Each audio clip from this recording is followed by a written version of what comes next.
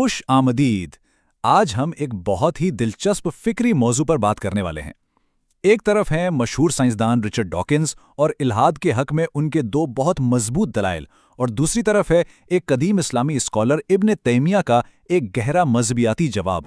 یہ اقتباس Richard Dawkins کی مشہور کتاب دی گاڈ ڈیلوژن سے لیا گیا ہے، اور یہیں سے سارا معاملہ شروع ہوتا ہے۔ ایک ایسی کائنات کا تصور جو بظاہر کسی ڈیزائنر کے بغیر کسی مقصد کے چل رہی ہے۔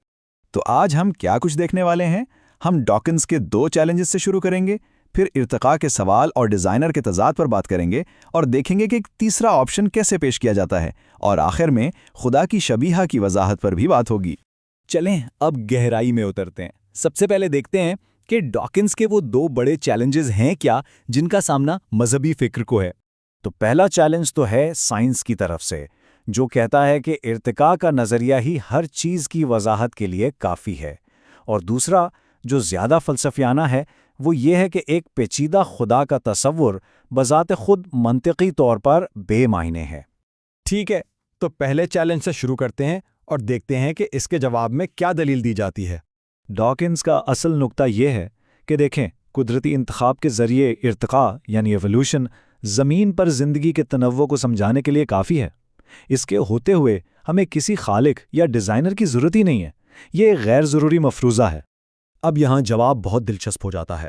یہ جواب سائنس کو رد نہیں کرتا، بلکہ ابن تیمیہ کی تھیولوجی کو استعمال کرتے ہوئے پورے کازیشن یعنی سبب اور نتیجے کے تصور کو ہی ایک نیا رخ دے دیتا ہے۔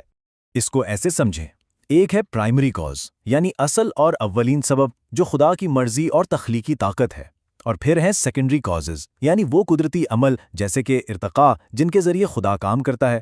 تو خدا ان ثانوی اسباب کے ذریعے تخلیق کرتا ہے۔ تو اس سوچ کے مطابق سائنس اور ایک اولین خالق ایک دوسرے کے ضد نہیں ہیں۔ ڈاکنز نے جو یہ تصادم دکھایا ہے کہ یا تو ارتقاء کو مانے یا خدا کو، وہ دراصل ہے ہی نہیں، دونوں ایک ساتھ موجود ہو سکتے ہیں۔ چلیں اب آتے ہیں دوسرے آرگیومنٹ کی طرف جو سائنس سے ہٹ کر خالص فلسفے کی بات کرتا ہے۔ ڈاکنز یہاں ایک ایسا سوال اٹھاتے ہیں جو ماننے والوں کے لیے ایک فکری جال جیسا لگتا ہے۔ وہ پوچھتے ہیں جو حتمی ڈیزائنر ہے وہ سادہ ہے یا پیچیدہ؟ اب دیکھیں، دونوں طرف مسئلہ ہے۔ اگر کہیں کہ وہ پیچیدہ ہے یعنی کمپلیکس ہے، تو پھر سوال اٹھے گا کہ اس پیچیدہ ڈیزائنر کو کس نے بنایا، اور یہ سلسلہ کبھی ختم نہیں ہوگا۔ اور اگر کہیں کہ وہ سادہ ہے یعنی سمپل ہے، تو پھر اس میں قدرت اور علم جیسی صفات کہاں سے آئیں؟ دونوں ہی صورتوں میں خدا کا روایتی تصور قائم نہیں رہ پاتا۔ لیکن کیا یہ ممکن ہے کہ یہ سادہ اور پیچیدہ کی تقسیم ہی غلط ہو؟ کیا یہی اصل جال ہے؟ ابن تیمیہ کا جواب یہی ہے کہ ڈاکنز کا پورا استدلال اسی غلط چوائس پر کھڑا ہے۔ وہ ہمیں ایک ایسی چیز کا انتخاب کرنے پر مجبور کر رہے ہیں جس کی شاید ضرورت ہی نہیں ہے۔ تو پھر تیسرا آپشن کیا ہے؟ ابن تیمیہ ایک بالکل الگ راستہ دکھاتے ہیں جو ڈاکنز کی سادہ اور پیچیدہ کی کیٹیگریز میں فٹ ہی نہیں ہوتا۔